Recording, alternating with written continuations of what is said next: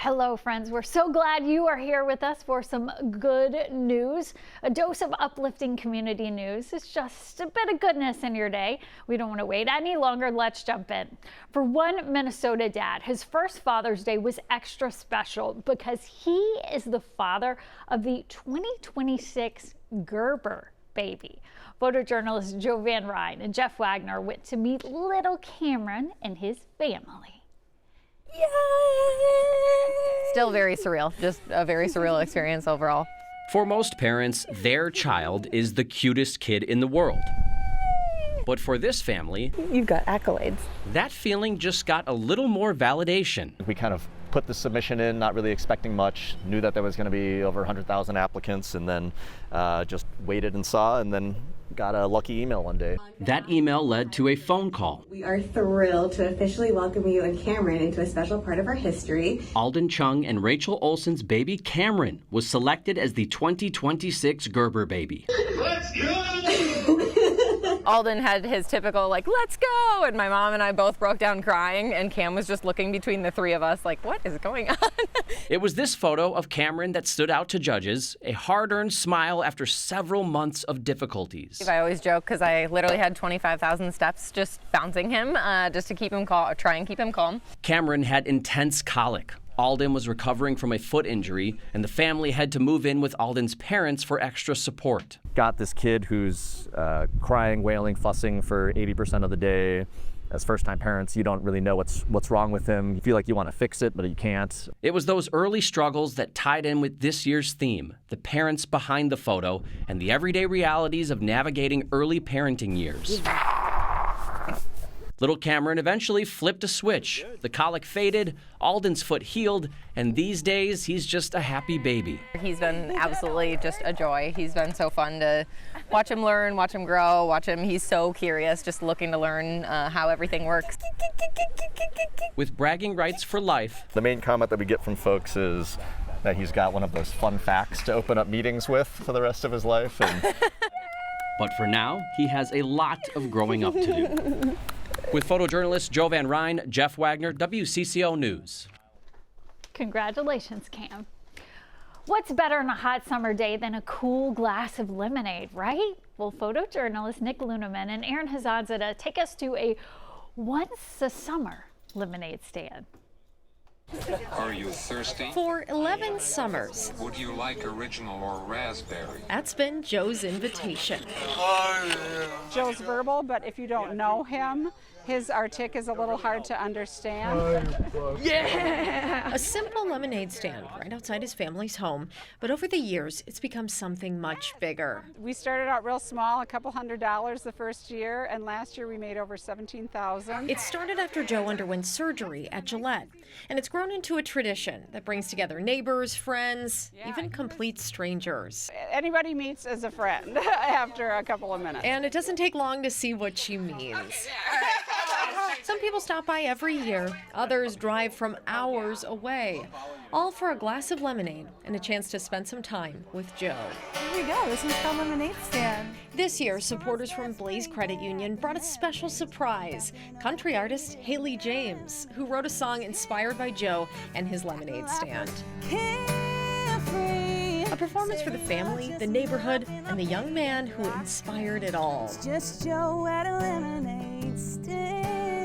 It's a gathering place, built one cup and one friendship at a time. In Richfield with photojournalist Nick Luneman, Aaron Hazanzada, WCCO News. Okay, we have some wonderful news. Joe's lemonade stand has officially raised more than $100,000. Yes, you've heard it. Congratulations to Joe and his family. You are amazing and big friends of us here at WCCO. Some of the best golfers in the world gathered in Minnesota this summer for the KPMG Women's PGA Tournament. It's a huge tournament that was played at Hazeltine and Chaska, also known for hosting the Ryder Cup. I got to sit down with a woman who made it all happen. This is a passion. Oh, just burned it by. That started when Greta was around her daughter's age. There you go. What do you remember that you were like, I like this? I liked spending time with my dad. I just remember spending time with him. I loved going. I don't know why. It just was it was just fun. Greta says her dad made a concerted effort to take her to women's pro events. Bringing me to the 2004 Solheim Cup, which is basically the women's equivalent of the Ryder Cup. It was at Interlaken. The women are so personable and kind that they will like greet you on the tee box. They almost let my sister walk out on the tee box with them. Now she's bringing that same hospitality to an LPGA event at her home course, Hazeltine in Chaska. What do you wish more people understood about women's professional golf? And the men have so much exposure to their story and, you know, their parents being PGA professionals and their dad taught them how to golf and then they went on to professional golf. The women have the same stories. They aren't told as much. What is so beautiful about women's golf games and streaks on the course at this high level? The accuracy is incredible. I think the women are more impressive in that regard because they don't have that distance factor where the men can just bomb it and then they have a really short shot into the green. Do you ever see men kind of look at the women like, whoa? Yeah. They're surprised. They're always surprised and delighted. And they're like, they're really, really good. And I'm like, yeah, they're professionals. They would beat you badly. It's a reaction she wants to amplify. So the Optum executive and mom to 3 is chairing the KPMGA Women's LPGA Championship on the same course where the Ryder Cup has been played. To claim it back. Hazeltine is so closely tied to Ryder Cup. Is it ever like, hey, this is a big deal too? We're feeling a little bit of that. I think our state is just a little golf crazy in general in a good way.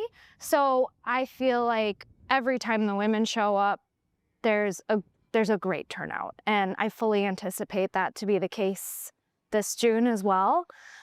We had the attendance record in 2019 for bodies on property at a women's PGA championship. I expect us and hope we surpass that this year. With the links, like with the frost now, Minnesota is known for supporting women's sports. Yes.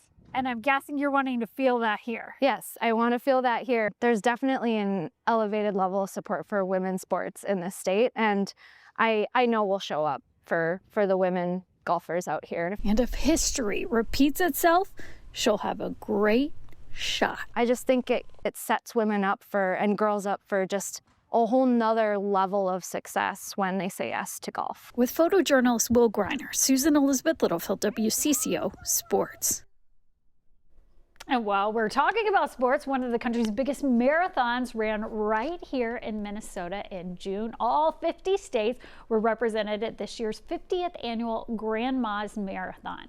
The 26.2-mile race is named after its original sponsor, Grandma's Saloon.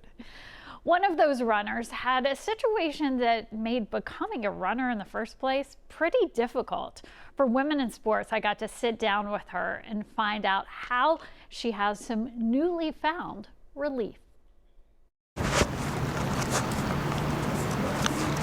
Emily Pearson is a lifelong athlete. I swam for 12 years. When she aged out of the pool, she started on a new path. I knew I wanted to get into running. But for years, running looked like this. If we did this interview a year ago, I would have been right now covered head to toe just to avoid the sunlight exposure because it would... With clothing? Yeah, with clothing. It would cause really painful reactions in my hands, feet, and face, everything. Emily has EPP. It's a rare genetic disorder that causes severe, painful reactions to sunlight. It felt like my hands were in an oven on fire with like pins and needles, like burning, itching, like just anything I could do to cool them off. And her face? But it just looks like a balloon, kind of like puffy. And feels and just feels hot and insufferable pain. So her goal to run long races was complicated. I would run at 4 or 5 in the morning. I would run covered up. If I had to run in the afternoon, I would run outside, head to toe in gear,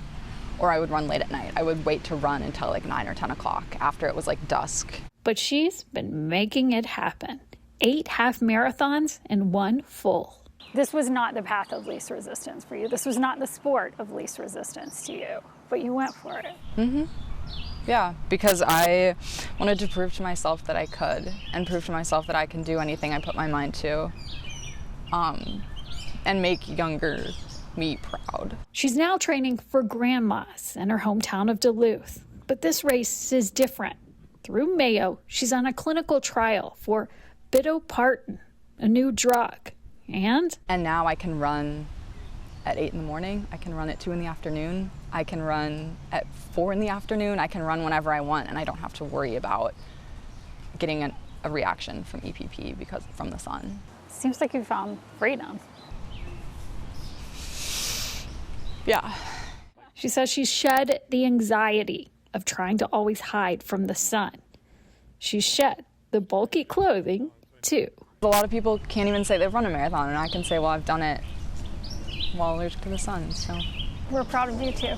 Thank you. With photojournalist Mike Durenberger, Susan Elizabeth Littlefield, WCCO News.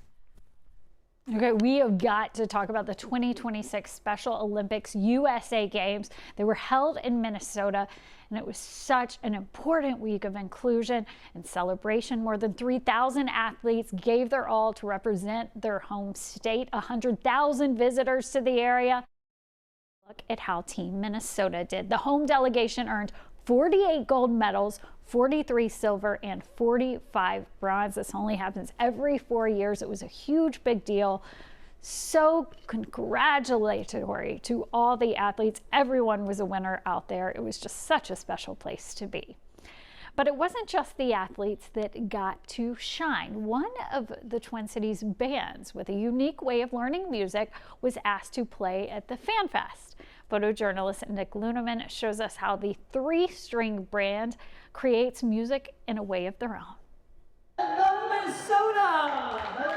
Hello! We are Emergence! Sound check complete, guitars and vocals tuned up. 1, 2, ready, and the pressure is on. From the University of Minnesota, I present you to St. Geronimo. Can you believe it?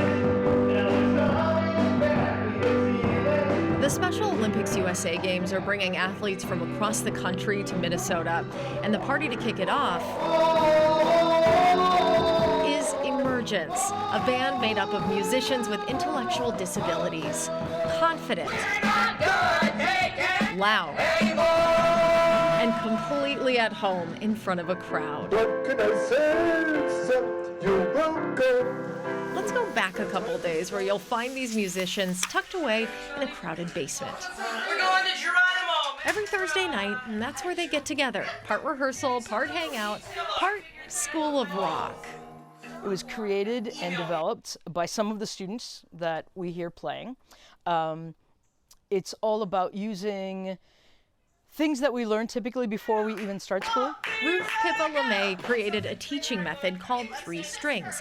Instead of learning traditional sheet music, students learn through colors, shapes, and symbols.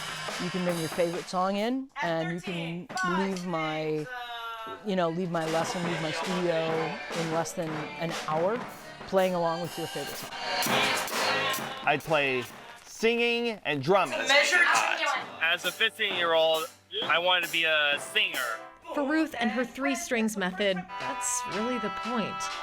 Not perfection, participation. Not reading music, making it. Yeah, we're all just trying to, just make music and just have a good time. And good they are. Far from the cramped basement, they can now stretch their musical legs. Literally. Needless to say, the crowd kept up just fine, and despite a sigh of relief. Oh my God, that was so fun. They just exceeded every expectation. They were having the time of their life. There was never a doubt. From a basement in the Twin Cities to the Special Olympics USA Games, not a bad day for a band called Emergence. It was amazing. And they are amazing. So are you. Thanks for watching our show. We're going to do it every week. It's called Good News on WCCO. You can also find out more of these on our YouTube page. You can join us live on TV on Sunday mornings at 7 a.m. on WCCO, also streaming on WCCO.com. Enjoy today, friends.